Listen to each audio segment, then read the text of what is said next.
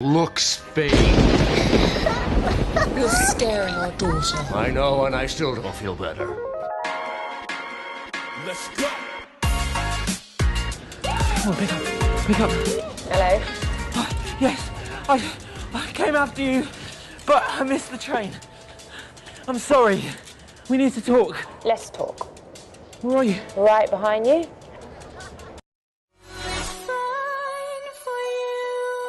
It's fine to flirt. It's fine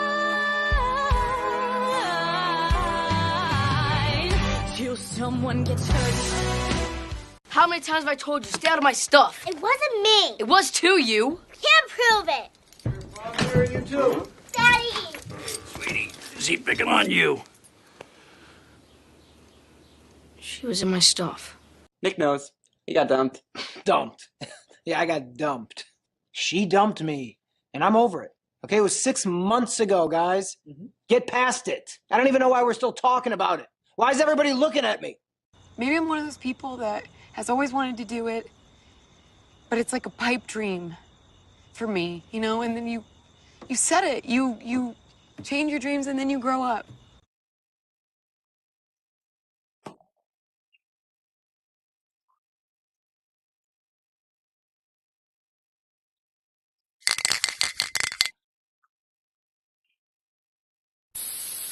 And I'm a widow. I mean, that is not all that I am. I'm a mother and a daughter and a published freaking author, but under it all, at the doctor's office, single, married, divorced, widow, I circle widow. And then there's these other files that are just like numbers arrayed. Numbers and dates and numbers and numbers. I think that's the shit, man. The raw intelligence. One of the things I like to do is swim in my pool. I usually just jump off the waterfalls, swim to the bottom, and I also play with my dogs. I love my dogs. You know, my dream has always been to just run away and become an artist. Living in a garret, poor but free. And I hate people telling me what dreams I should and shouldn't have. Yesterday, I totally bitched out Sarah, and she was mad, and I was like, Sarah! My moon sign is blocking the Little Dipper. It blocked the comet that was supposed to hit my astro world, so I can't help it. So now we're good. What do I do with it? Oh God, what if when he sees me, I like him and he knows it? What if he opens up a door and I can't close it? Has he been in contact with you? No. Are you sure? No. Oh, unless it was like last Tuesday night because I dropped my phone in the tub and it stopped working for a little while. That's what happened. Okay, fine, yes, he called me last night. That is our mayor. He is dead. He has been lying there dead for 3 days. No one has done a thing. Not moved him, not looked into his death, not even replaced him with a temporary appointee. For the last 3 days, the highest ranking official in our town has been a dead guy. Are you in love with me? Because I'm in love with you. I'm in love with you. Really? In a couple days, I'll be brown just like you, Cece. Because your culture is... What is my culture? Your Saudi boo, manga. My parents are born in India. India, totally. Because I love me. Oh my God, this whole time I thought I had to get somebody else to fall in love with me, but I had to love me. Did my students put you up to this? Because, man, you are good. Oh, God. You got me. Without me, you would be back in Chicago, baby, washing hair in your mama's kitchen. Get your fingers out my face. And like all things, what Jorge giveth, Jorge can also taketh away.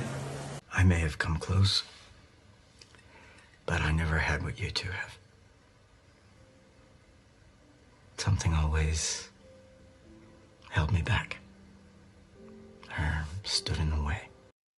This is not a date. Wait, a date? You never said anything about a date. I know. I didn't say anything about the date. I just wanted to clear it up in case there was any confusion on your part.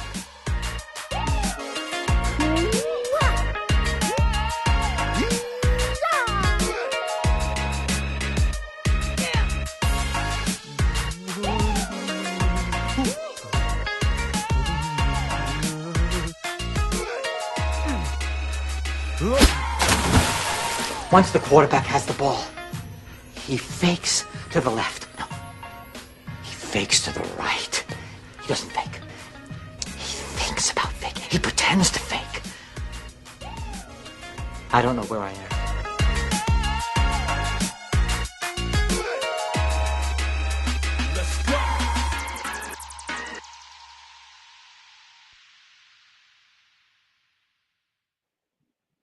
Woot woot!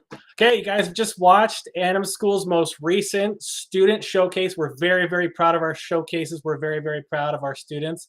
That video has over 3.5 million views. At AnimSchool, we teach 3D online courses with pro industry animators. And today we have sent out a call to animators to get their student reels reviewed by 3 of AnimSchool's own. And I'd like to introduce them today. We have Manuel Bover. He's the head of animation at AnimSchool. We have Morgan Greene, also an amazing animator at AnimSchool. And we have Taryn Mathrew, who will also be here reviewing the demos that you sent in. And so I'm going to turn over to Manuel. Each of the instructors and animators are going to give a little bit of information about themselves, and then we'll head right into reviewing the reels. Hi, everybody. My name is Manuel Bover. I'm originally from Spain. I moved to the States back in 2004. I work at companies like Rhythm & Hughes, Sony, Animal Logic. And the last 7 years, I've been the head of animation and instructor supervisor at AnimSchool. I'm in charge of quality control, basically just making sure you guys push yourselves and make an amazing job. As Jesse said, you can just look at the showcase. The student work has been amazing. So that's our job, just make sure that instructors and students push themselves to the limit to make sure you guys have a chance to get the job in the industry, because we know it's really competitive. So we are proud of our standards, animation standards, basically. So, Taran, you go after me. Right, I didn't know who's going to go next. Hi, everyone. Thanks, Manuel. My name's Taryn Matharu. I'm currently one of the general reviewers consultants at AnimSchool. I've been doing it for about 2.5 years. Been in the animation industry for about 20 years, and currently I'm animation supervisor at NPC Montreal, working on Transformers: Rise of the Beasts. Prior to that, I've worked in feature films for, from Captain Underpants, Little Prince, other independent movies for about 10 years. And then 10 years prior to that, I was working in video games. So I've got a bit of mishmash of everything. I've worked in games, I've worked in films, I've worked in feature, VFX, I sketch, I also do photography. And I was given this awesome opportunity to teach at AnimSchool about 3 years ago by Manuel. And ever since then, I've learned a great deal. I've seen some amazing students work, learned from them as well, actually, to be honest. And seeing the quality just go up and up and up. And here I am, just helping out and giving what I can, and learning from you guys too. So yeah, that's me in a nutshell. Hi, everyone. I'm Morgan. I went to Ringling back in 2009 and got a great opportunity to lucked out at starting out at Pixar. And then I got to opportunity to work with Glen Keane at Tangled, and James Baxter, my 2 idols, at Dreamworks at Croods, and got to work on recently, Scooby at Real Effects, and now Sony recently, the movie called Sea Beast. And I'll be going on to Spiderverse II actually in January, which I'm super excited about. And like Taryn said too, I'll lead the same thing. Got the great opportunity for Manuel to help teach a couple of years ago. How time flies! Can't believe it's already been that long. And yeah, man, I've seen some freaking amazing student work come through AnimSchool, and even I learned from them. And I always say diamond sharpens diamond too, right? This is a collaborative form. So But yeah, and I'm excited to be here today. Looking forward to it. Yeah. Man. Yep. Yeah, it's.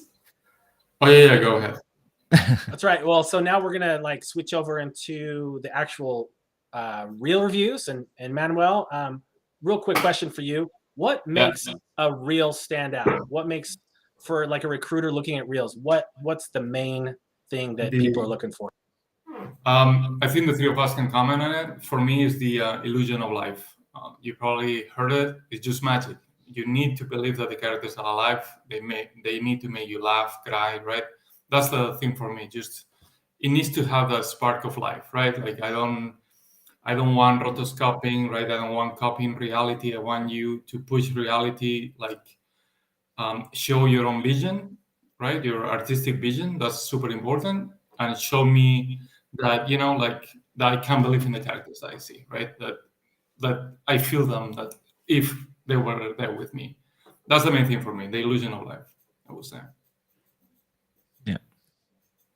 Just make it believable. Oh yeah, Morgan, go ahead. Sorry. So something I was told from some of my mentors at Pixar too that I always like stuck with me. One second, Morgan, you're coming in a little bit choppy. Your microphone, yeah, maybe. Oh, is it? There you go. That's better. Okay. All right. Sorry. Start over. Yeah, we want to hear this. Take two. So something I heard from some of my mentors at Pixar was it mechanics can be taught, but subtlety is something that's a rare find in animators. And a lot of animators can be good at fun comedy shots, but I think a lot of recruiters are looking for, especially say if you want Pixar or Disney, they're looking for, are you moving the characters too much, right? Or and finding people that can really do that subtle stuff, like you were saying, illusion of life. And I think a lot of students maybe put a lot on mechanics when I think sometimes they're like, we can teach you that, right? So yeah, I mean, just to add to that, I mean, I think it's interesting. We kind of got three very different perspectives almost, but very complementary perspectives. What I get a kick out of when I see people's reels is storytelling. I look at that first and foremost before anything, really, to be honest, before body mechanics, before I see intention and acting choices. For me, it's like if I'm watching a movie for the first time or a TV show, or whatever, I'm seeing something that I got to believe in and empathize with, or at least pretend I'm in that action of, if it is just a body mechanics demo reel, that's awesome. Let me imagine if I can enjoy the ride of that person, then, and I can feel it. Like if somebody can literally mimic Charlie Chaplin or Rowan Atkinson perfectly, I'm going to enjoy the ride for sure. Then I'll go down into the artistic flair and flamboyance and so forth. So I think it's all a mishmash of all of that together. But I think fundamentally, there's got to be a hook. There's got to be a hook that entices me into a reel. And, just as Morgan was saying about the subtleties and then the illusion of life, all of that comes together really nicely, I find, with the intentions behind why your acting choices are there. Yeah, exactly. Yeah, I mean, animation is the art of storytelling. What Taran said and Morgan, I mean, it's what he said. We all complement each other, right? But we all looking for the same thing. Exactly. The bottom, like it's the same thing. But it's animation is storytelling. It's acting, it's performance, it's subtext. I mean, it's everything, right? Together, we need to be actors. We need to be animators. We need to fight a computer probably 99% of the time. But it's amazing. It's an amazing journey. Yeah, exactly. That's awesome. Why would, I'm going to say this because AnimSchool, how could AnimSchool or having one-on-one time with you guys help somebody's demo reel? Like, why is it so important to get that feedback? So we built AnimSchool in terms of like teamwork, right? When you work in the industry, you realize teamwork is the most important thing, right? Like you need to, you need people that, they are basically open. They are willing to work as hard as you, right? And they complement each other, right? That's what a team is about. And you need good leadership, you need good students, right? So it's everything together. So like during these years, that's what we accomplished, right? We look for a good team. I mean, most of the instructors here, I knew them before, right? So I knew they were a good fit. We all are, similar age, and we all have passion for animation and teaching, right? That's the main thing for me, having a good communication between us, right? Like you don't want to have, sometimes you feel, like you find egos, you find, like people that they don't work collectively, right? Like for us, that's a no-no. We are all at the same level with the students, and we all work together as a team, including the students, to make everything work, right? To make us better, what they said to Taran and Morgan, and to make the students improve. That's the main thing here. Yeah, absolutely. I mean, just to add to that, I mean, honestly, giving feedback to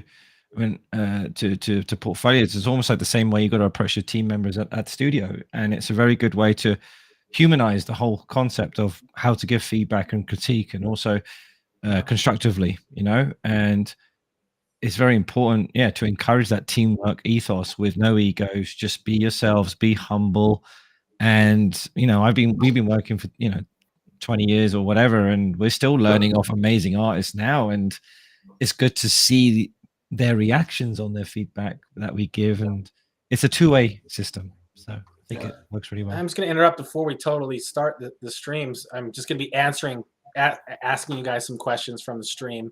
One of the questions is it okay to start late as an animator? Like, do you need to be a young buck? Can you be an animator later in life? And then how can people afford AnimSchool? That was the other question. Like, so go ahead. I think we all gonna we all gonna speak it's never too late. That was my worry when I started too. I started later than everybody else, right?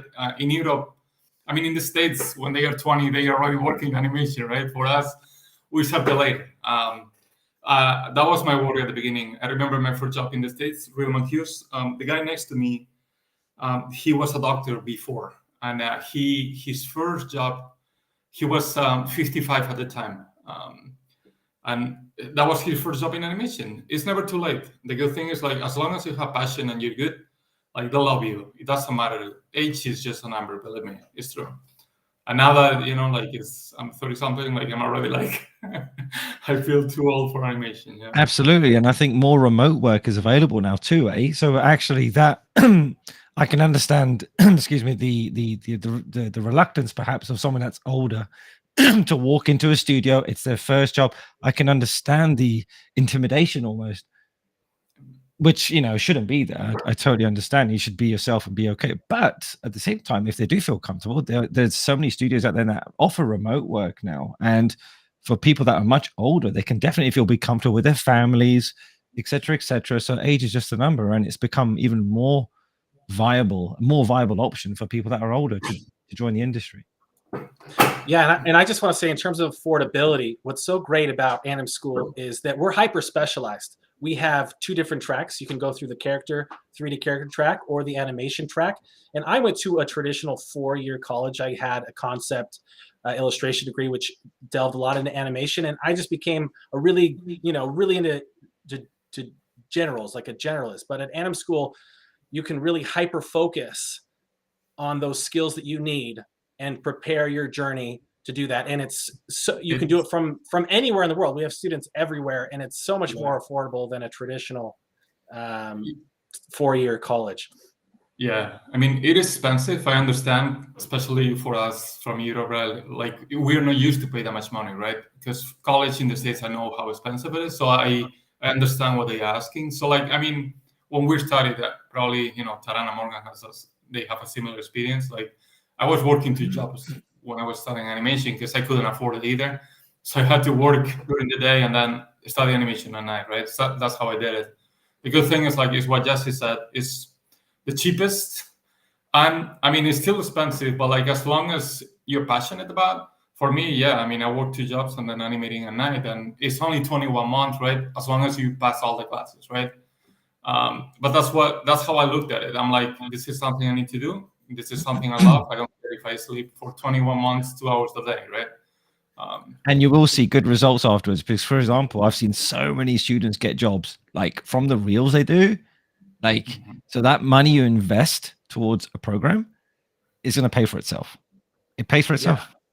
Yeah, we recently did an open house with some recent graduates who are in our showcase. And in this showcase, we showed from class 1, students who entered class 1, all the way through class 7 that were just doing bouncing ball, all the way to getting their shots into the showcase, which we just showed you. It's really incredible. And I want to also point out one of the added values you get at AnimSchool is general classes every single day. That is, you have 2 times a week where you can submit your work to a different instructor. Taryn, that's what Taryn does. He's a general review instructor.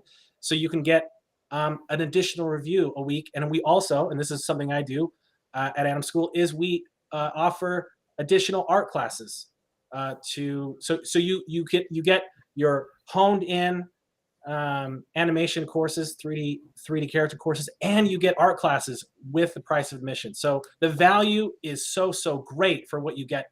Plus, you get to join the amazing AnimSchool community. We're very active. We support each other.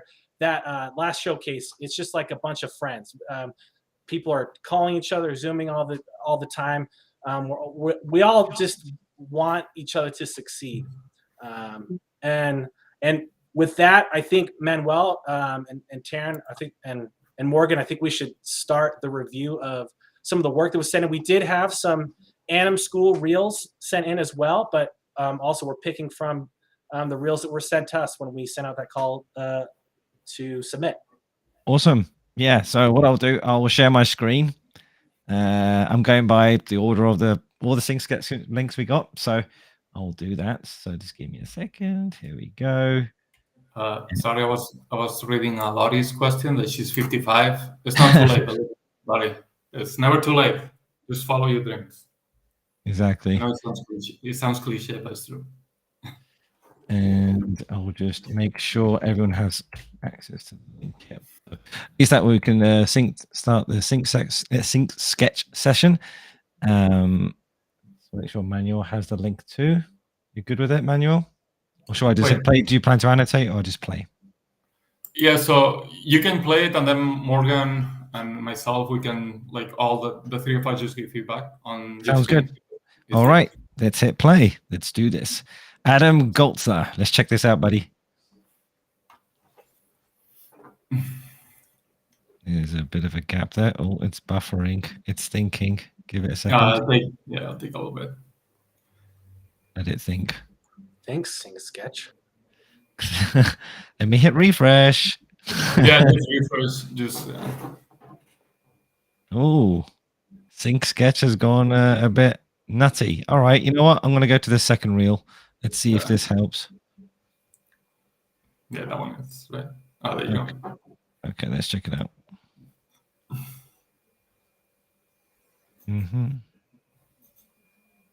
Where there is no audio, right? Okay. Is there audio? Do you hear audio? I don't hear audio. Maybe turn up your speaker if you want. Okay.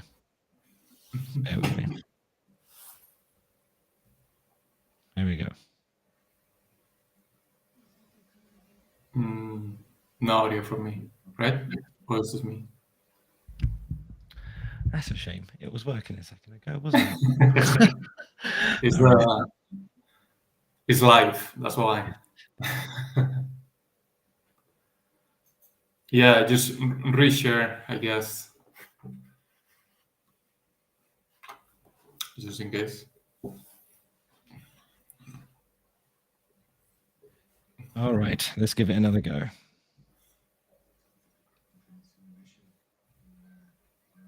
That's so weird, though. Okay, I'm going to share with audio properly this time. So there might be a bit of feedback here, guys. No, that's fine. Okay. Yeah, and there's a question here. Do we focus on 3D quadruped walk-run cycles at AnimSchool? Nope. Okay, this should be working now. Do you think you're coming back? We have a real confidence in the mission, and there are some risks, but we have every intention of coming back. But you might not.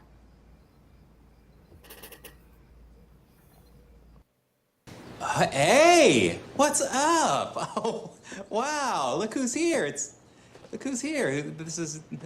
Who's in the house? It's you. This is amazing. Oh, did you know that I lost 2 more pounds? Yesterday, all I had to eat was a hot dog with a little bit of mustard and no bun.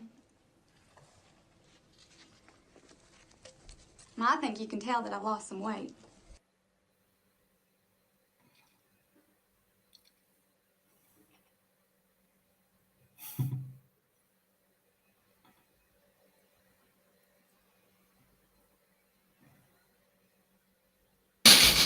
Nice.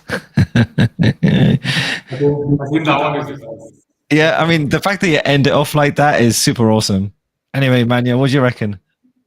Me, I love the reel. Adam, you got better. He's a student from AnimSchool. He just graduated. This is his class 7, right, Adam? Well, he's not here. I forgot. This is the class 7 assignment. I mean, you can see he got better and better. I love this one acting-wise. Then I like this one body mechanics-wise. I would do another pass, splining pass, like a polish pass for me. That's me. Like lip sync for me here needs a little bit of work. Just the twinning part, I would just overlap a little bit. This one I like it. Just some, another polish pass on this. And then the last one is the one that I love. Is what Taran said. It's just unexpected, right? It's just funny. Like it just made me laugh. And that's what we're looking for, right? Remember at the beginning when we said we're looking for this moment, right? It made us laugh. So that tells you it's already, it's already good. That's mine. Morgan, what do you think? Yeah, I think there's a lot of nice subtlety, especially in that first shot. Seeing them going internal. I think I would maybe focus on some clarity of some poses, maybe, and also pushing. I think, like, especially with him somewhere. If I don't know if I can. Yeah, actually, I can. I don't know, for me, like, I know this is like a bit straight up, and I know we're maybe getting into some geometry stuff where, like, I know we should rings, but trying to make sure they still give pleasant shapes, I guess. The only other thing too might be also that coming here, and I would get that maybe out of the face.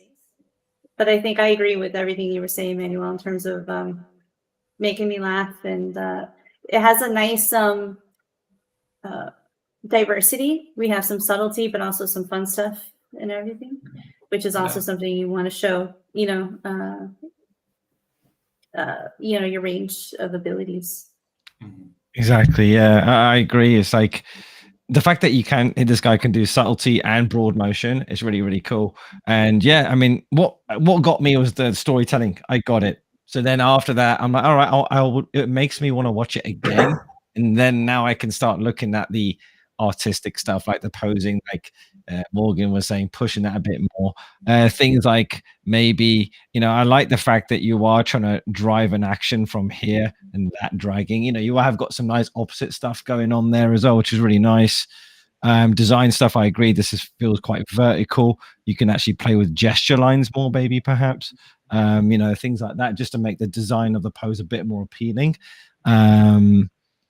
There's other things like, I like the fact, a bit of spacing issue sometimes. If you look at the spacing of the big, it's like even spacing, and so there's that polished stuff. This is the stuff that Manuel was talking about, polishing stuff here and there. Even like the way he turns here feels like he's pinned a little bit. Things like that, where you would feel the weight shift as he's turning, things like that. But the intentions are great. That's what I really like about it. Yeah. And little tiny details where it's more about anatomy, maybe, where the shoulders feel a bit isolated here, for example. Try and connect the chest and the shoulders together as part of the anatomy. Realistic movements are harder to do sometimes, I find, because you really have to respect the anatomy of the body. Yeah. So in cartoony stuff, we do tend to push things which we can get away with. But when you have a character who's doing more realistic motions and acting choices and subtle stuff, it's kind of hard to get away from isolated movements. Versus the last piece, which is hilarious, you can get away with a lot more freedom in independent movement. But yeah, it's just really nice, this one. Yeah, this one is really good. You know, I love that beat where he pulls a trick. Where was it? He goes here, he holds his pose for a while, pulls the trigger, and then there's a beat where we register something's, you know, he's holding it, and then this starts. Our eyes are drawn to this. And then that little glance there is awesome. He's like, uh-oh, you know, things like that. Action and reaction, you know, it just works really well. I love how he's living the screen, just trying. It's funny. Yeah. I really even like how you ended the thing saying thanks for watching after that. It really led into the end. Good. I liked it. just poor guy.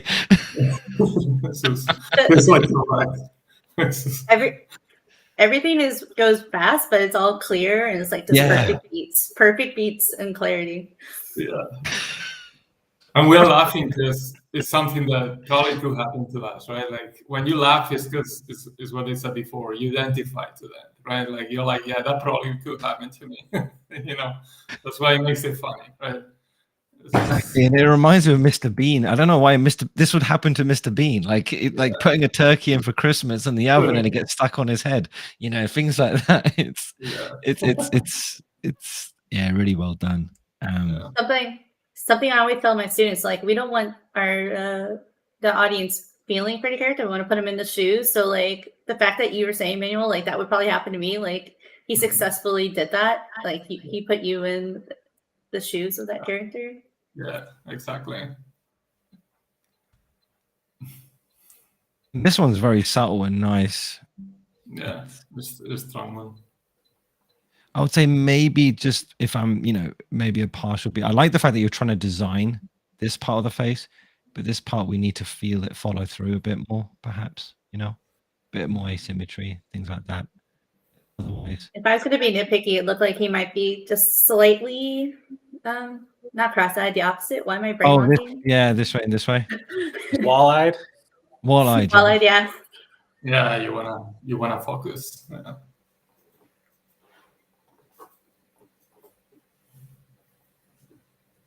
Yeah. Yeah.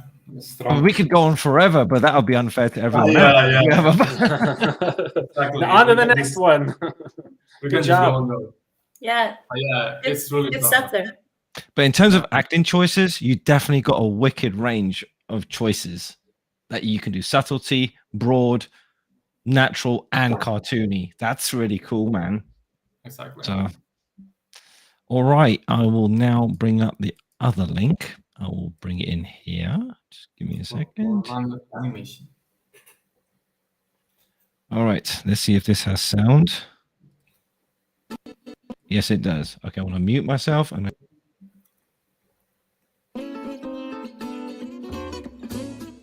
hold it right there, Mr. Fancy Pants Foreigner. You just broke my bro's arm. Now you're about to get tasered. Say hello to Dr. Watts.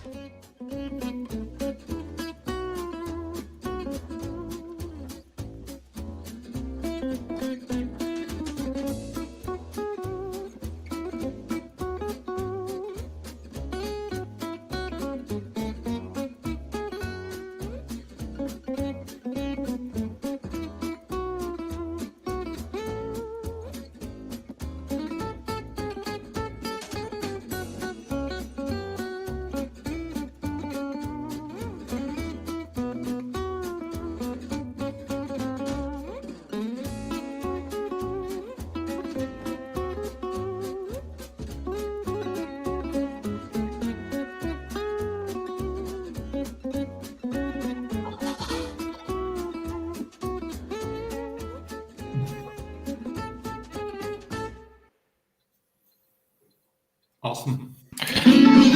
Cool. Let me just put the volume down here. So go for it, Manuel.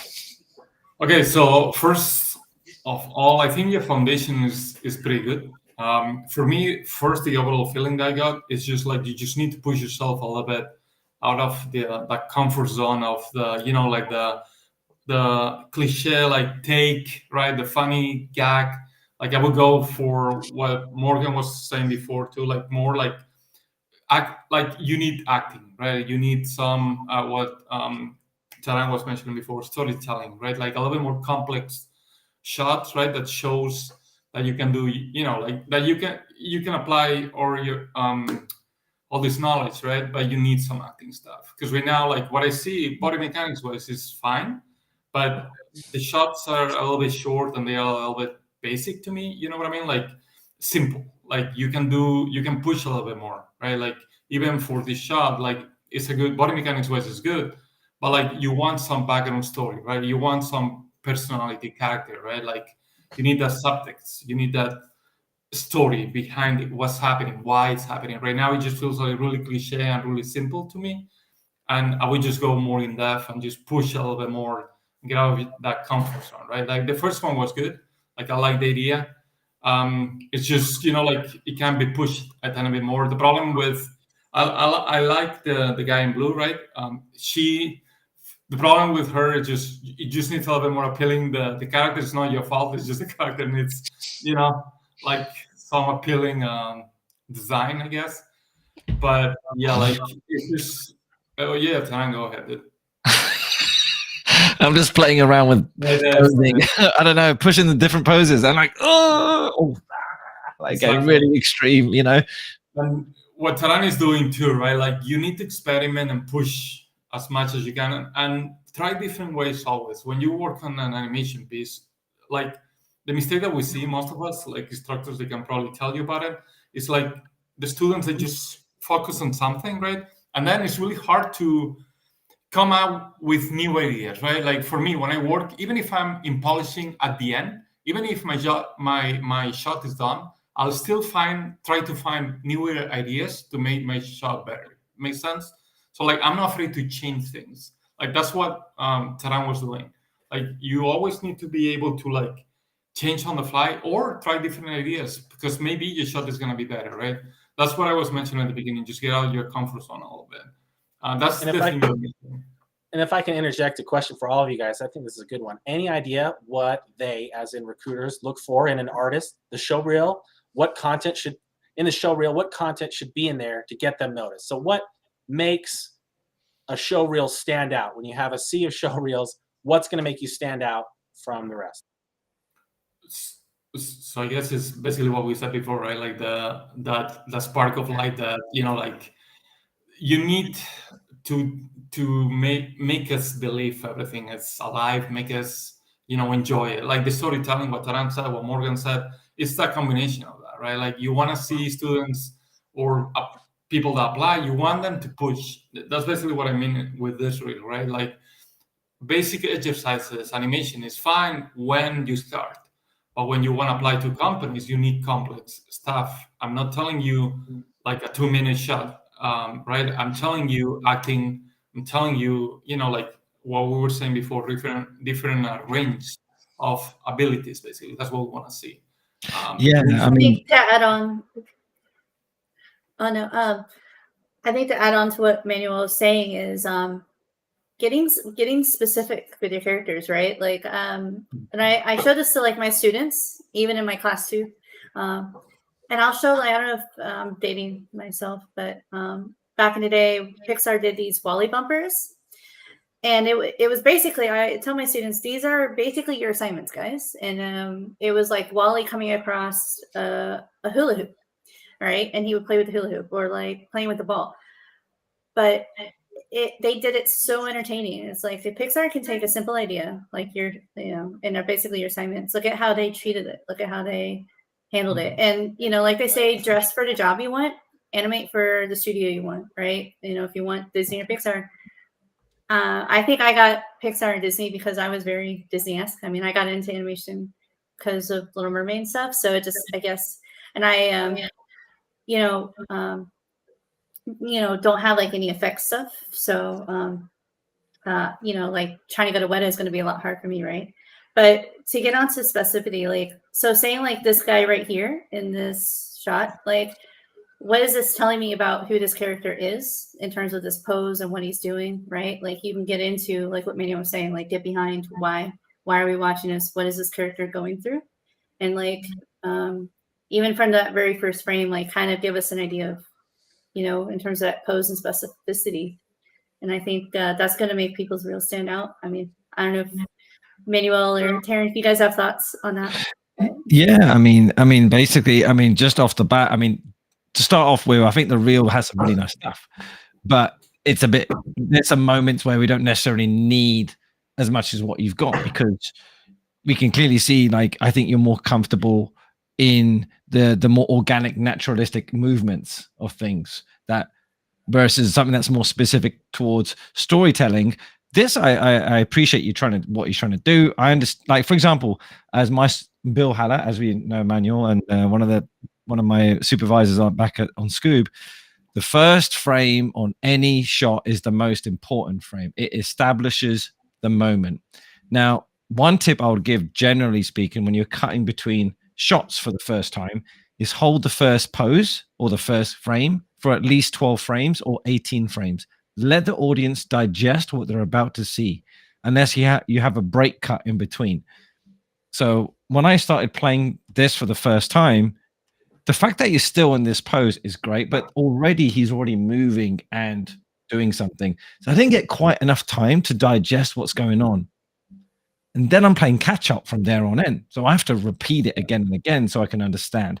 So I think that's a common issue that a lot of students go through when they're making a portfolio, generally speaking, is to establish the first frame as a main beat to allow the audience seeing it for the first time to understand what's going on. So like for 12 frames, 18 frames. But then regarding the storytelling part, like what Morgan was referring to, I totally agree. I understood straight away, this guy's a photographer. Maybe it would have been nice having him just looking around, and then he sees something and pulls his camera up. And he's focusing. He thinks he's got his money shot, but then he's really in the zone, and then we see a spider coming up. He is totally oblivious. Already just having that build up of a story scenario. I know it's more work, it's more frames and all that. It's just going to help amplify contrast and the slowness of the beginning versus the panic at the end. It's just going to help give you contrast of storytelling that I guess Morgan was referring to as well. Yes, the trick is you're making them see like, oh, I can see this person animating, like they're going to fit right in, and like they can animate a shot in our movie and it's going to feel seamless, right? Yeah, because I could see that he can do some nice movements here and there, but again, like this, I wouldn't necessarily have in the reel. I don't think having a cycle is necessary. Maybe not this one. I'm not sure. This one, out of all of them, I don't think this one is particularly necessary. It's probably the weakest out of all of it. But the rest of it, there's some really nice stuff. Like this, I appreciate what you're trying to do here. It's there is a story behind it. But going back to what Manuel said in the beginning, I think we're missing that portrait, almost acting dialogue piece, subtlety and everything. So I think that's going to be really, really nice to add in your reel. Yep. You have good foundation. Exactly. You just need a small push. That's it. Push. Go with use gesture lines. Just flow. Just play with lines, man. Lines is everything. And as Morgan would be aware from Pixar and places like that, they just use gesture lines and all the time just to get a nice flow going on of a pose. So one last thing for me on mechanics wise, I think maybe sometimes you could push the ease in, ease outs and speed up a little bit. Sometimes things are just slightly a bit even. They can have a little more punch on some of it. Yeah, man, absolutely. I totally agree. Timing is always the most difficult thing to learn. Even little subtle stuff like Jack, can we move on to the next one? I'm gonna yes. Sorry, we're getting carried away. Thank you. You guys, this is good. You get deep we're used to just go all in. Yeah. I'm just going to interrupt and do that every once in a while. But while we're switching to the next one, this is a good question. How can I push my animations further beyond the reference, whether it's acting or a body mechanic shot? So this is good. So they film themselves or they have, reference. Right. How do they go beyond the reference? Who wants to ask first? Morgan, you go first. No pressure. Well, for me, it's all about capturing the essence of it, right? And so if I'm not feeling it, I keep pushing it, and I push it until it breaks, and then I'm like, oh, I know where the breaking line is. So then I push it just past the breaking line. That's generally how I go about it. I don't know how Taryn, Yeah. Manuel, how you. I completely agree. I mean, I do the same thing. It's easier to always turn it down than if you don't get your point across. It's going to be really difficult to push it more, right? That's what they always told me to. Bill Haller, that you mentioned, Taryn, that's in Hotel T. That's what he told us, right? He was our lead, and he's like, just push it. Don't worry. Just push it to the limit, break it, and then you can always turn it down. And that's what Hotel T is about, right? You just push it to the limit till it's just like not, till you literally break it. And even when you break it, it still works. And they put it in the movie. So reference is me, right? Like I work with a reference now, right? Like the important thing is just to have in your head a really good library, meaning ideas, live life. I mean, I sound really generic, but experience life, right? Like you need to know how the character will feel, how you will feel at that specific moment, and then just look everywhere and get ideas. Because animation is pushing reality. That's what it is. If I agree. Exactly. If you rotoscope what you have in reference, you're never gonna get to that illusion of I mentioned before, right? Like if you don't push your ideas to break that limit, what Morgan was saying, break the rig, you're never gonna get there. You need to get out of the comfort zone of I'm just copying my reference. Don't put your reference into Maya. That's normally, I never put it there. Just have it in your side monitor. That's fine. But just experience, dude. Just push all the time. Because the spacing is pushing. Your reference has no spacing. Really minimal. You don't have enough contrast in your reference. Yeah. You need to create that contrast. And that comes from, your foundation. That's important. But then your experience in life, watching movies, reading comics, whatever, all this, right? From other artists. That's how you get it. I mean, don't get me wrong. I mean, reference is an important tool in terms of understanding anatomy. And basically, as animators, the reason we animate is because, to be honest, if we were all great actors, we'll be working at the theater right now, or we will be working in Hollywood. So we're actually physically incapable of reenacting what we have in our mind. That's effectively why we're puppeteers. We can give the illusion of, because we have a great idea in our mind, just that our body doesn't want to cooperate. So why do we shoot reference? So we can actually get out of our comfort zone and loosen those joints, like the old school drama days, and try and imagine, unless you are spectacular like Jack Nicholson or Jim Carrey, fine, copy a reference. If you're as good as them, but then pushing the poses even more based on what we were just talking about. It all depends on the design of the character too, right? Yeah. You can use your reference to imagine a scenario, but then you got to look at the design of the character you're trying to push and respect that design. So if it's a big fat person or a big skinny tall person, you have to respect the design of that character. So that plays a big part on how to push as well. Like in Hotel T, like Manuel said, the characters are so uniquely designed. Not Dracula is really tall and thin and broad shoulders. You can really imagine how stretched, or you can have somebody that's more slouched. I mean, it all depends on the design of the character, and that's how you push, I find, as well. Exactly. One of the things I examine with my students at AnimSchool too is we look at Norman Rockwell, which is known for his realism, right? Compare his photos to what he actually does, and it's you see how much even he pushes, right? He'll intimidating cop has broader shoulders and leaning more over, and the kid slouching down, or it's always pushed at least 10%, right? Even if it's realism. That's so cool that you said that. Norman Rockwell had a professional photographer who would print out all the different scenes, and he would cut up the photos and do exactly what you said. He'd break those photos. so they Amazing. could- it's so cool that you brought that up. He was Amazing. awesome. That's a good reference, Morgan. What Morgan mentioned, you guys should study his drawings. Amazing. Great tip. So anyway, let's get back into the real stuff. Again, this is great though. We love answering these questions. I just wish we had more time, but Yeah, hopefully all this feedback applies, because that applies to your reel too, what we're saying right now, right? Like there is no way we can go through all of them, but hopefully all this helps you understand. Right. What is Awesome. needed. So let me know if you hear the audio. I think we have to unmute the screen share, but we'll see if okay, let me see.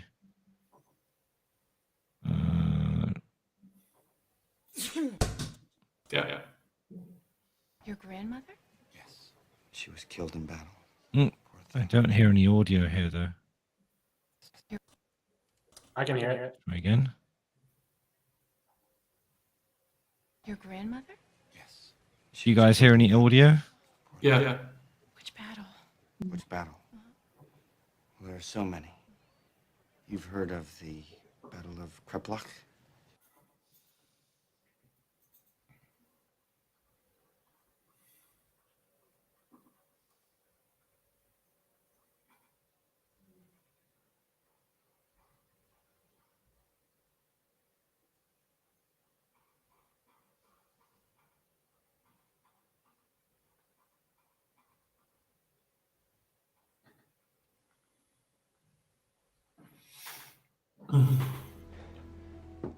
It's okay, Doss.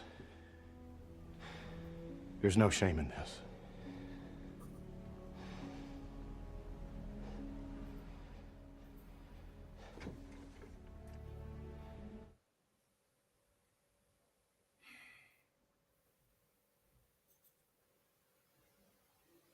Some nice stuff.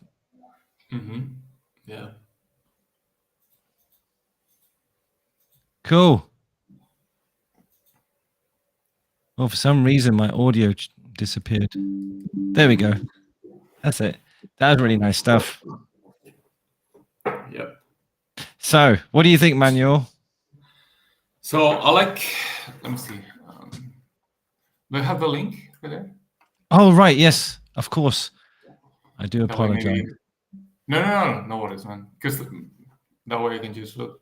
Exactly. Yeah, I'm just gonna send you. Here you go, sir. Awesome. Thank you. Let's see. Can you see me driving right now? Not yet. Let me just refresh. Yeah, just let me know if you can see me. Just. I don't see you driving. Do you see? I can do it see from now. whatever. Well, that was me. That was me. That was me scrubbing. Oh, so I like your acting shots. I like the subtle one. Like the last one.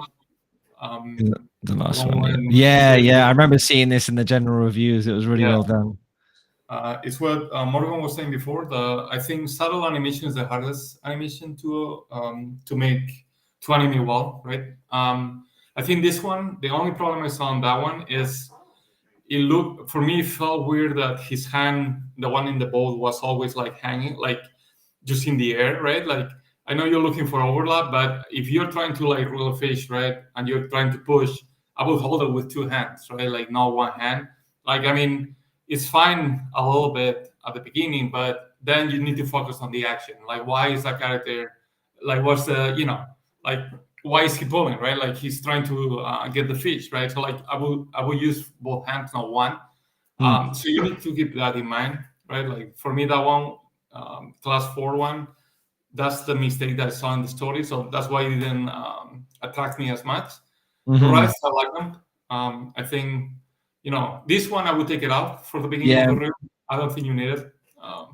And to interrupt here, just because there was a question about this, do studios look for the worst shot on your reel and judge you based on that? Or, Yes. how, like, do you have any tips on kind of the order of your reel or what to leave in, what to leave out?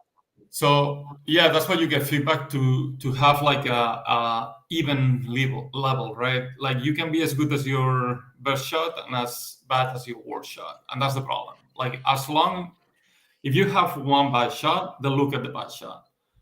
Like that's what we're gonna look for, and they're gonna be like, oh, like this one is not good. If you put the bad shot, people are gonna think that you thought that shot was good.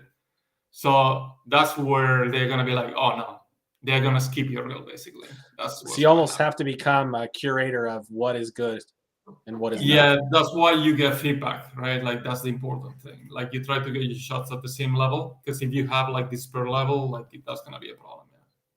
I know Yeah. someone who got an interview at Pixar for only 30 seconds of animation. So it is not about the length of your reel.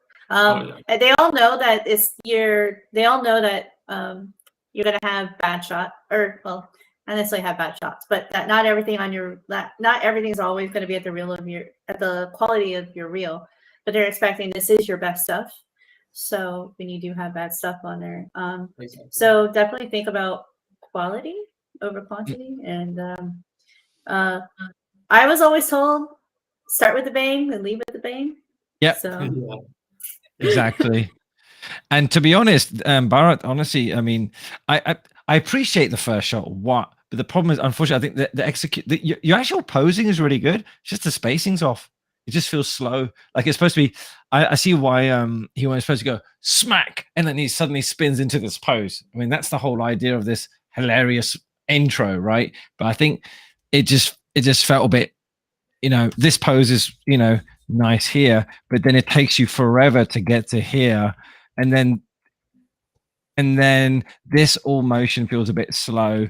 And then, okay, if there's a one general tip I would say about smears, you should feel the smear, not see it. And that's because the spacing is a bit too slow. And if we're seeing stretchy arms, that's obviously something's not quite working. Smear is supposed to bridge the gap between very, very, very fast transitions. But because your transitions are quite slow, we're seeing the smear, and therefore it makes it even feel slower. So even though I love the intention behind this shot, unfortunately the spacing and the timing's a bit slow. It doesn't help. So therefore, that's why Manuel's like, you know what, it's not worth having it in the scene. So it feels like you're more, this stuff's really nice. if I could maybe also add, I think you also want to think about the energy and the kinetic energy and how it travels through. Yeah. And I think part of maybe what you're feeling is, as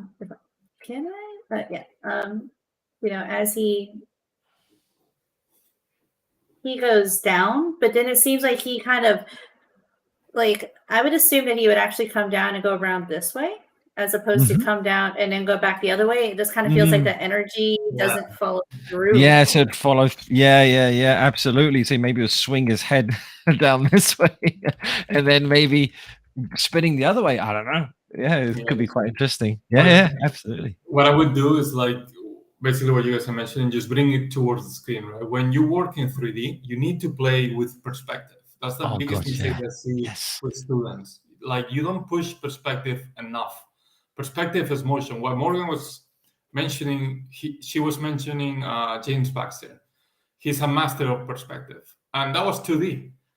You know how hard is that in 2D? We have the advantage that we work in 3D. Charan has Akira in the background. Like, you can study Akira and see perspective, right? Like, that's what you need to do in 3D. You need to break that 2D look, right? Like, you're working in 3D space. Push it. Like, bring it closer to camera, bring out weight to camera. You create weight. You create, right, energy, flow. That's what you need to do. Like, Well, that's it. Yeah, I mean, you're the director of your piece, so you have to tell the audience how you want to compose it.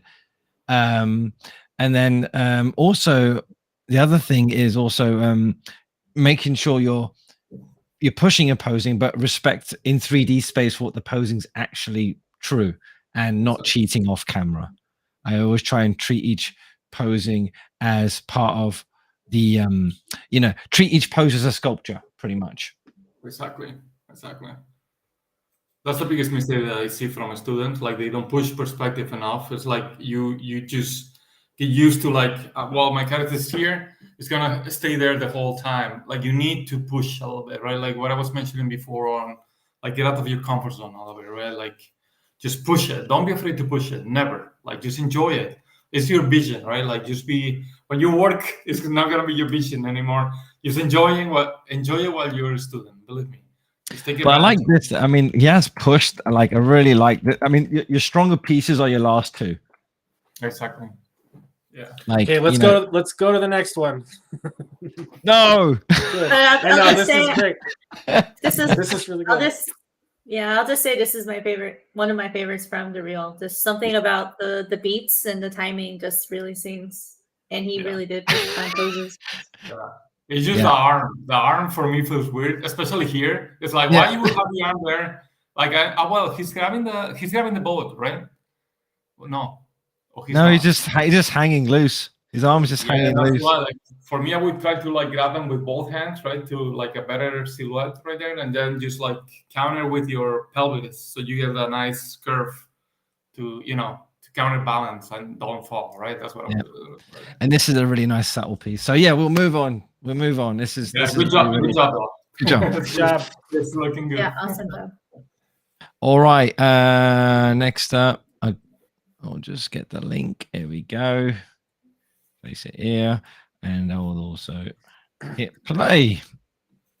And someone's asking about having a reel for a character artist as opposed to an animator, and I'll just say yes, you should have a reel as a character artist as well. If you're doing 3D character animations, we teach this too. You do turnarounds and other things in a video type format so that you can showcase your best work in a video. It's just more, it just grabs more attention. Awesome. Okay. Thought about it. Thought about why you're angry. And? I have nothing. I do not know what I did wrong.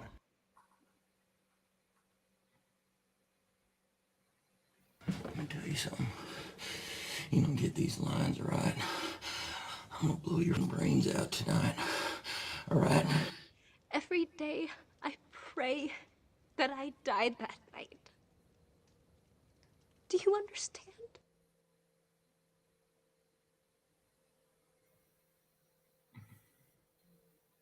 What did you do to make money? Oh, I sold fake drugs to college kids. Okay. Good. Cool. Okay, Manuel, what do you reckon? So looking at your reel, what I would do, like, good job, Don. I like it. I would take this shot out, me.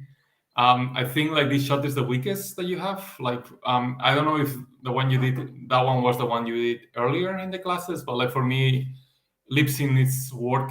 So the first shot needs a lot of facial animation work. Your polish is good. The problem that we see, what Morgan mentioned before, is contrast. I'm missing contrast, right? Like, your polish is good, but polishing doesn't mean make your shot smooth.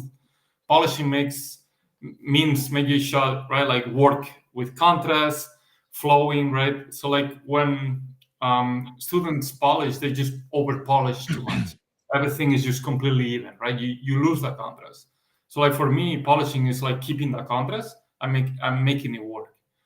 So that's what I'm missing from your reel, like as a generic comment, is your contrast for me just feels too even, right? Like your spacing feels too even through the whole shot, through the whole reel.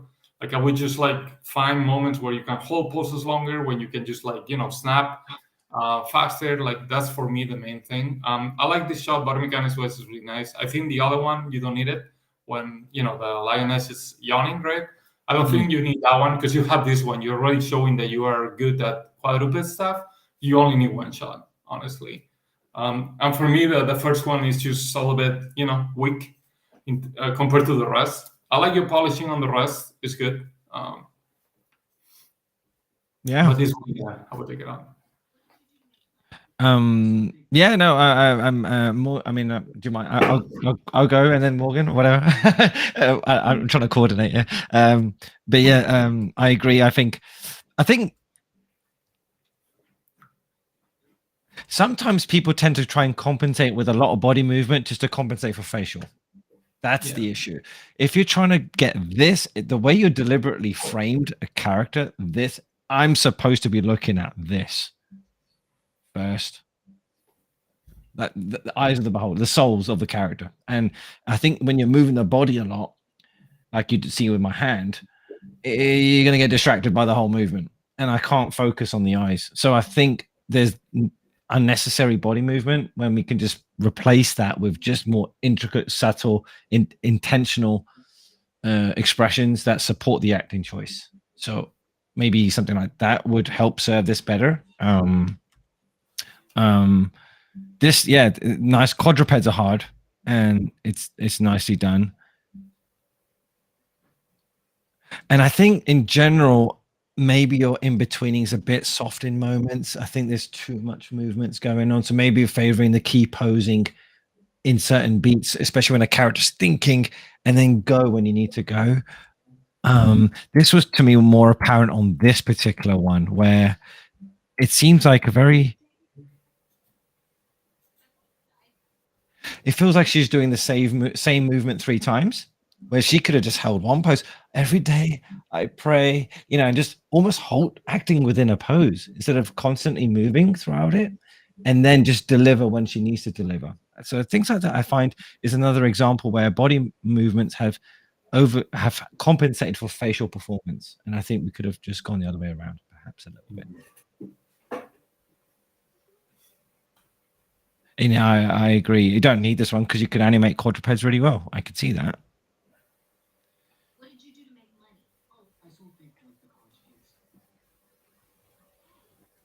And that one's actually more successful because it is more subtle. And I was just focusing more on the eyes. Maybe the hand and the design of the character can be composed a little bit more appealingly. Just having a hand and a bottle off camera. It's hard though, because the design of the character is kind of like that. But I think generally speaking, the intention's cool. So yeah, Morgan, what do you reckon? Wait, Morgan, I think you mute.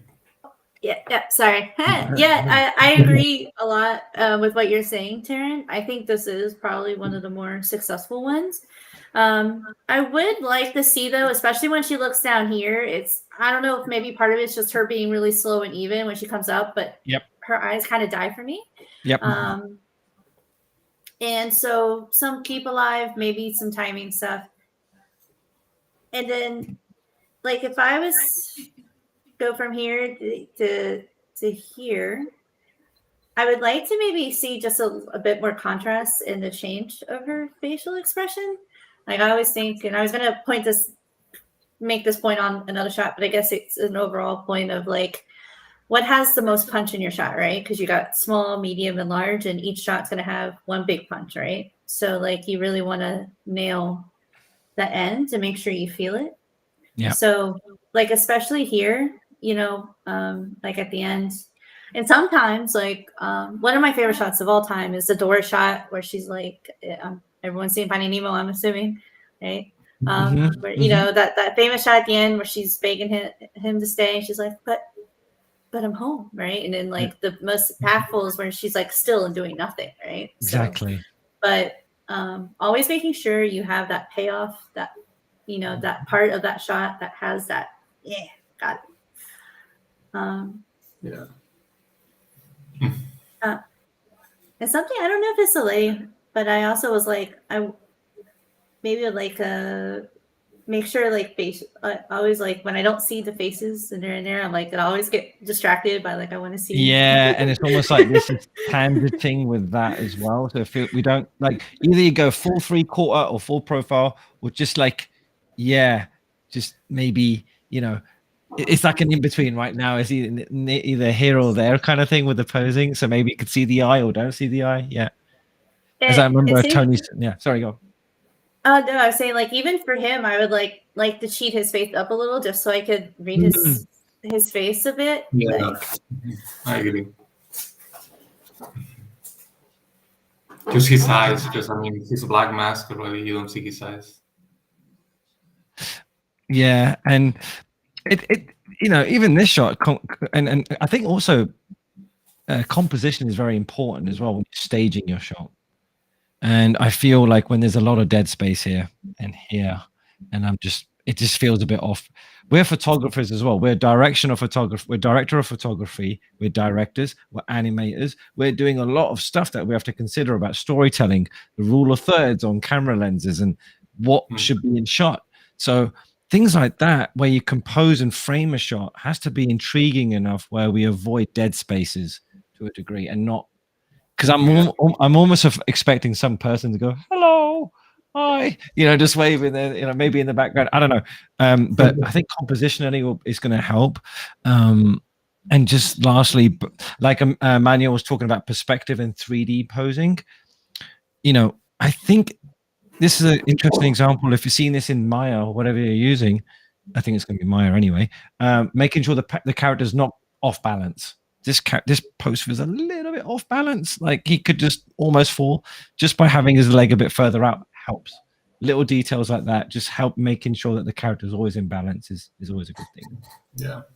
Yeah, one of the things I think is surprising for a lot of new animators is how much we do change the camera and how much the responsibility is on us as animators for that composition. Layout does not always get it. Yeah, I mean, typically good layout in the industry would do a good job of composition, but it's our job as we're sculptors. We're posing the puppet. So yeah, I mean, cool. A lot to think about. Yeah, but listen, needless to say, we can clearly see that you can animate. It's just sometimes maybe that choices of maybe focusing on more facial stuff and less on the body is going to be more beneficial, I think. Yeah. So it looks like we have time for one more reel, and then we'll open it up for Q&A. So if you guys, we're not going to answer any questions until after the last reel. So if you have some questions for us, for any of our animators here, please put them in the chat.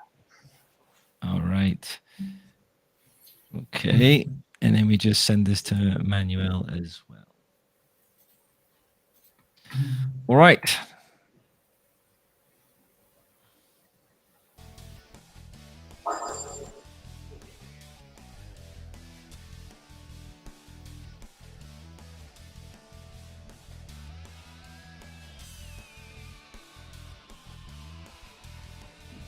You see, that's great. That's awesome.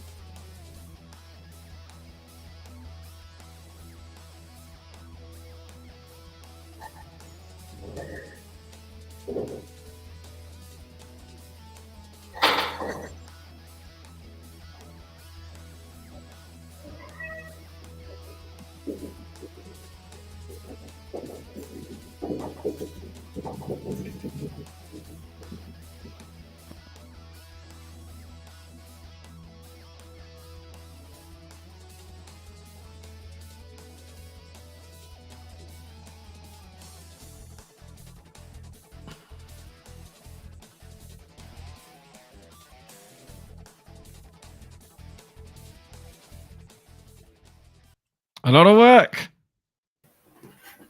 Cool. Yeah. Okay, Manuel, you got it? You good? Yeah, can you guys hear me? Yep. Can you see me like moving in the room? Yep. Awesome. Oh, I don't actually see you scrubbing. It's not updating my refresh. Are you actually in the session? No. So, yeah, Morgan, can you see it? Actually, no. You're not scrubbing anymore. It was me that was scrubbing. Yeah. Oh, you're scrubbing. Again? We did it again? I'm scrubbing, yeah. I'm scrubbing here. Okay. I don't know. It looks like it. But I mean, I can comment. Taran, you can just play it in the background if you want. On the top, did you do join sync? Can you join the sync? Yeah, but let me try it again. Let me just do it 1 second. Maybe if you hit start presenting, you could. What about now? Yes, there you go. Better? Okay, perfect. Yep. So, Leslie, if you're there or you see this, I love your Persona work, though. I mean, I'm a Persona fan, but meaning like your video game stuff. Let me take out the volume. Let me mute it. Right here, I love the spacing. Is what I was mentioning before, right? Like I love the contrast, how much you push. I think the one that I saw right here, body mechanics wise, right here, this one, right here, Just need a little bit more spacing right there on the feet, right here, right? This, I like the idea, but you see the weapon is just like stuck in Pins, space a little yeah. bit. I like the hang time, but you just need to overshoot a tiny bit. And then what I would do, maybe just like have a better silhouette here with the arm. So you have like a small straight, right there, just for the stretch. You see this? Like you can have a bend at the beginning and then just straight, just to create weight, and then you follow the straight the whole time. And then right here, after the contact, so you still follow straight. And then after the contact, you can have maybe one frame that he's still straight, and then you go bend.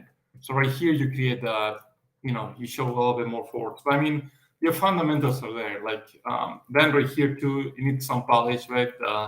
The arm right here just feels too mechanical. Then the contact, you need to polish the fingers really well. I know it's video into steel, right? Then this arm too, like it just feels too mechanical to me. This, for me, this is the weakest that you have.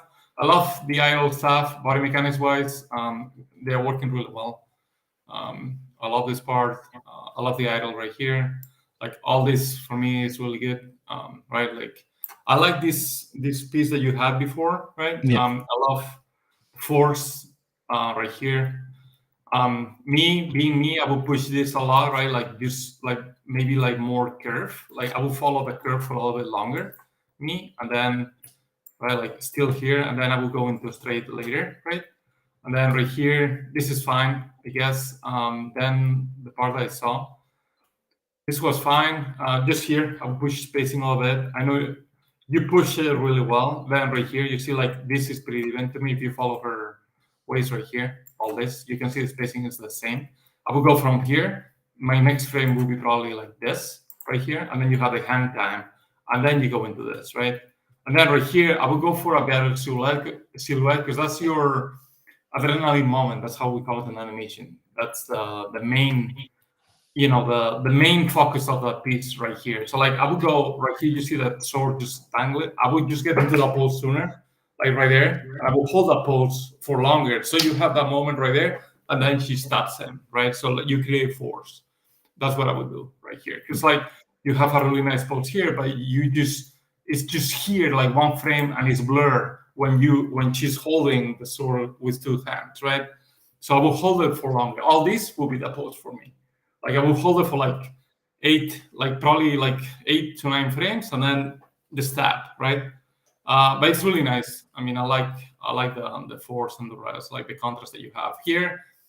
I mean, I know what you're trying to do, but I will bring it closer, right? Like I will start from here, or here. Even if you want to establish the shot, I think this is enough. Is what Taran was mentioning before, right? Like when you go, you don't need all this negative space at the top. You can just frame it here. Like I can already see how big is the structure compared to him, right? And then you go into this here. For me, Leslie, compared to the what you have mechanically here, just needs a tiny bit of polish. I know it's slow, but I think you could do better based on what I've seen before. This part too. I know this is you guys need to work fast for this. But I would put a little bit more work. Then be careful right here in the cat because this completely stops. And you're stopping that momentum that you're creating before. Like this completely stops, and then you cut, but there is no more. There is no you're not continuing the action. Yeah, there's no follow through. Got to cut in action. Yeah, exactly. Yeah. And then this just needs a little bit of polish for me. Part right, the context what I was mentioning before. So we just spend time because I mean I can see your polish is really good. I would just do another pass, man. But you have a really strong reel. Yeah, I mean, obviously it's tailored for get the gaming world, right? And I can see there's some really nice gaming idle action stuff. It's really cool. Yeah. So you guys take it from there. Sorry. No, go for it. It's great notes. Morgan, what you got? Okay. Well, a lot of what you guys have said as well. I mean the I did see a lot of elbow and knee pops and things. So but that comes down to polish stuff. I'm always impressed with game animators that they can do it from all angles. Like I think about animation in such a 2D sense, and I can always animate to camera that it just blows my mind when animators can do or take the time to do it from all angles successfully. Yeah. Well, that's and they do consider posing, I'll say, or motions more in a 3D element, I guess then what they can, then they can reinforce posing in all angles too. So yeah, absolutely. And it's good that you can show motion capture. I think motion capture is, underappreciated. And it's good that you do add this in, because especially in the game industry, I'm working on Transformers, which is, they use motion capture for the basis, for especially the raw movements, and there's a lot of artwork and keyframing that goes to make something more unique. So it's good that you've added some motion. I think it's a good thing that you've added some motion capture stuff. It sort of diverses your skill set, which is good, because it is a complex thing to deal with. Yeah, sorry, carry on, Morgan. Oh no, I was gonna say, like, this is a great example of like a smear framey feel, but don't see. But just things like, sticking up, it's like his chest, like he kind of sticks up in the air. Get so pinned, there's no cushioning, yeah. Yeah. So, just to be honest, I think most of my notes are just like the polishy stuff overall. Like, I think. Yeah, it's like the polishing in betweening stuff, right? Like what's leading in action. That's like a really good point, actually. I know we're pressed for time, but. One of the things I always just making sure ankles don't like feel comfortable and don't feel broken too, like those little things. Like for me, it may be just respective, but I feel like respecting those anatomy and like because our ankles can only bend, and so like having that ankle maybe bending this way potentially. I don't know. What do you think, Sharon? Yeah, absolutely. It feels like the knee has kind of gone that way and the ankles, like they have to work together anatomically. I agree. Yeah.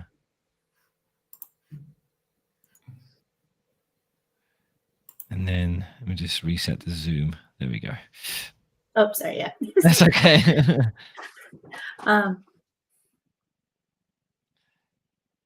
But yeah, overall, I think I don't think I have too much else to add. I think you guys covered everything I was going to. Yeah, I think I've just very critical. Maybe the idle stuff is great. I think some parts can be a bit more concise. The reel is a bit long, perhaps. There's moments where we can chop it a bit shorter, make it a bit tighter in certain things. Maybe just showing 2 loops of an idle. This is obviously a unique piece, so we can show that.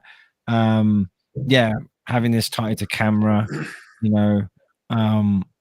Yeah. And I think we have about 5 minutes left. So to kind of finish it off, we can kind of talk about a couple of things that have brought into the chat, and I'll just kind of throw them into one question, which is... Wait, you mute, Jesse. Oh, sorry. Like what you should include in your reel, like should you include animals? Is it appropriate to leave your name and number, phone number, email in a reel? Like what are just some... Let's talk shop here. What are like the things that... Just the bare minimum, almost like when you're sending out... your resume. This is kind of like your resume for the job you want. So we talked about, like, that was a game reel. You're going to definitely have different things in it if you're applying to Riot versus if you're applying to Pixar, Disney, like you were talking about, Morgan, right? Like you kind of have to decide where you want to be, right?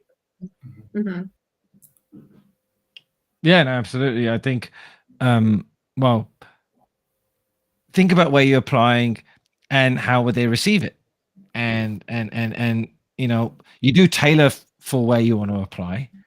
If I'm applying at Pixar or Disney, I know, well, Pixar are the masters of storytelling. That's their strength.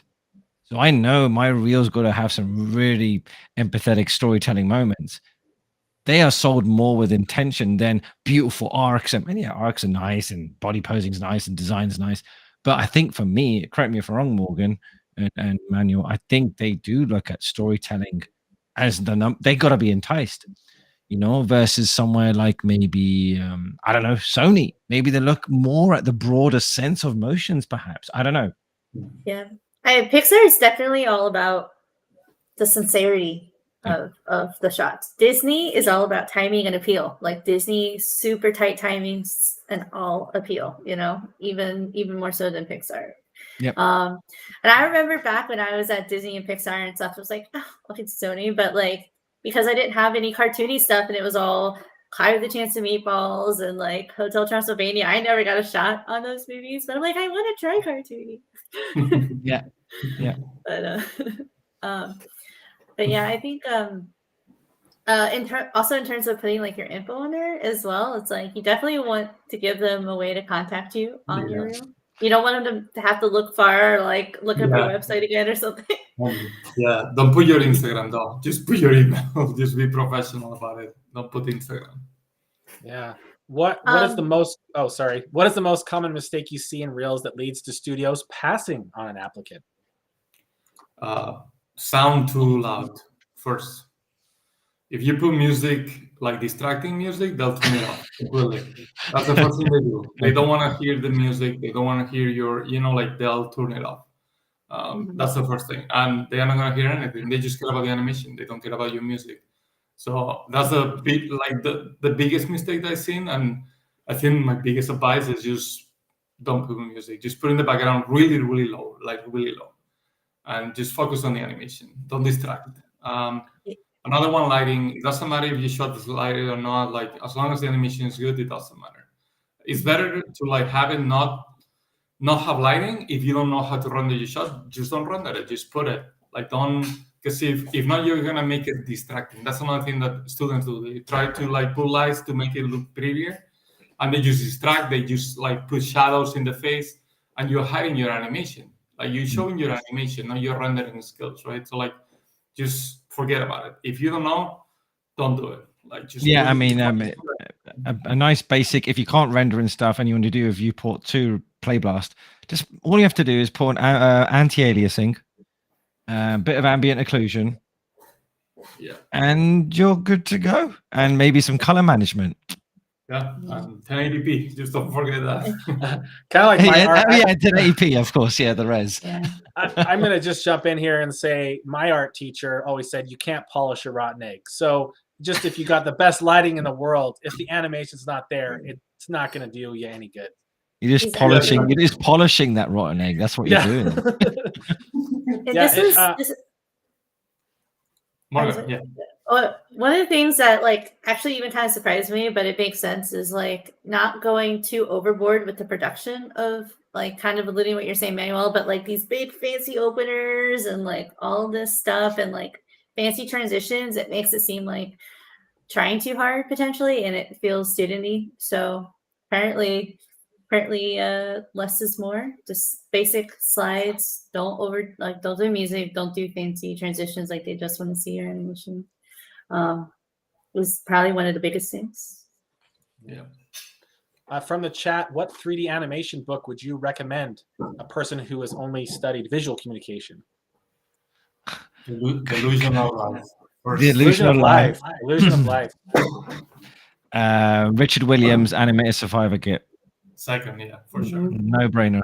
Yeah. Those two, yeah. Those two, you're good. You're good as gold, honestly. Yeah, that's actually, and maybe any of Ed Hooks' books about acting. True. Acting for animators. Yeah, those three, I would say. Acting is so underappreciated, and the art of acting needs to be brought back into life. But based on acting, I would follow Jutta Hagen. Acting, and Konstantin Stanislavski. My pronunciation, I butchered his name, but here's a question we hear all the time. Can you still learn CG animation if you haven't drawn or do anything that's art? Do you have to be an artist, a painter, to animate in 3D?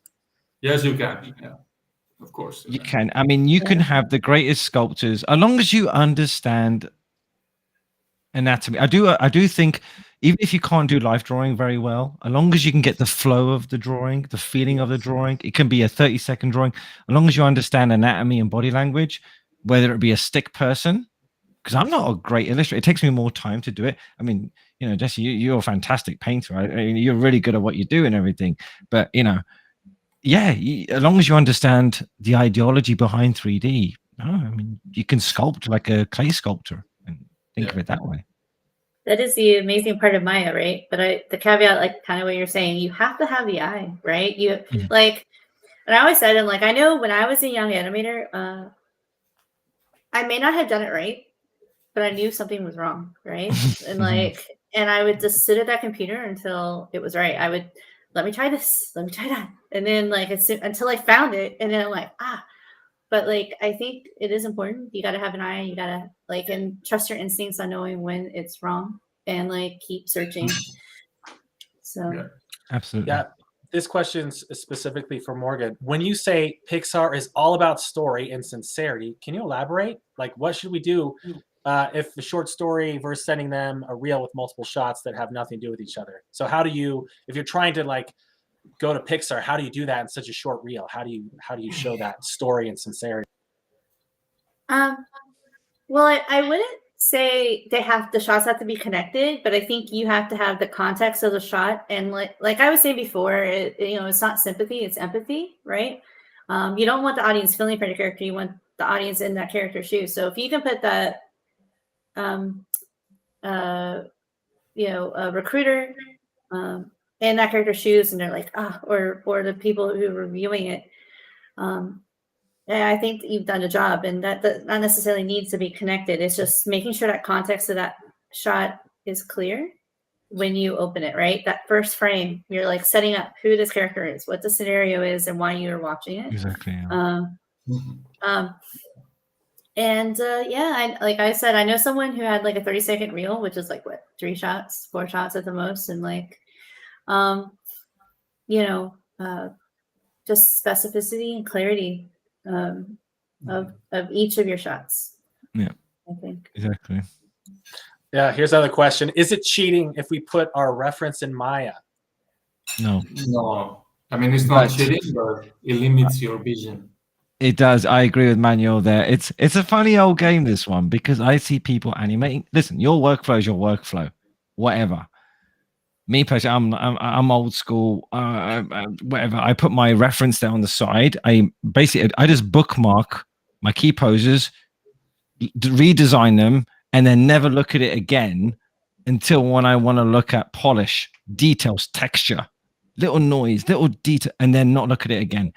Versus putting it in your viewport, there's a tendency just to go one-to-one. I don't want that. Exactly. And like you're talking experience, right? Like, because we know what we need to do, we're not going to focus on the reference that much. Even if we have the reference in Maya, a student will look at the reference frame by frame, and they're going to try to mimic the reference frame by frame. And that's the problem.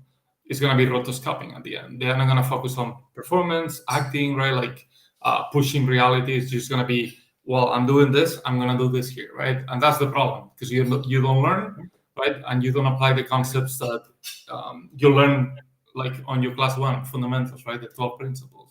Exactly. And I think it forces you to how to interpret reference. Exactly. How to interpret reference and what to take from it. And you do have to go in the deep end and go out of your comfort zone. But once you've established your bag of marbles, bag of tricks of how to interpret, you're gold. You're gold. Yeah. Which animation? Oh, sorry, Morgan, say it. Oh, no. Sorry. No, I think what you're saying, Taryn, everyone has their own workflow. Like Zach Parrish, who's like considered super. He's a really good friend of mine. And he has his reference in viewport, and he retimes it and everything. Like, and so because he interpreted how to retime, he interpreted his reference and know what to do with it to make it work. Exactly.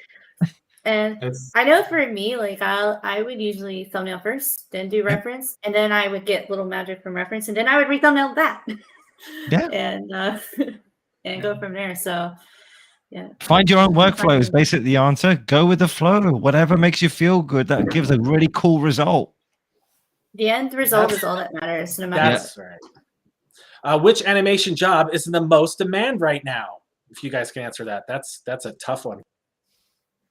Well, I can say in the VFX industry right now, especially with COVID and what happened, and a lot of live action film sets have came to a halt, and now everything has to resume. During that time, though, a lot of animators have gone remote or working for new studios. I think there's high demand everywhere. I mean, Netflix is picking up films left, right, and center. More, Arcane, just all kinds of craziness. I think just sport for choice. As someone who was a baby animator during the crash, if anyone lived through that back in 2011 and 12, like, oh my God, like there's so much demand. Like Disney and Pixar just hired so many people too. It's just like, you know, Sony, Yeah. I don't know.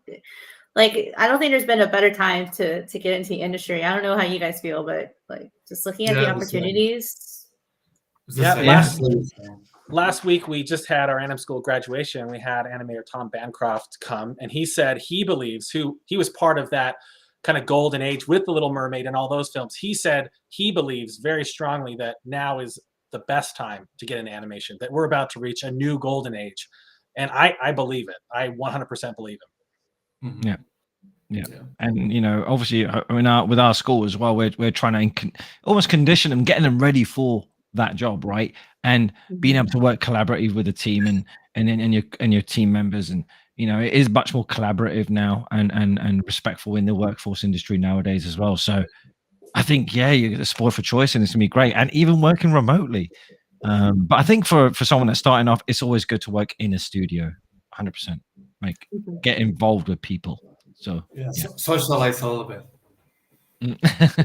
It's super small industry, and you never know who's going to get you that job. Really small.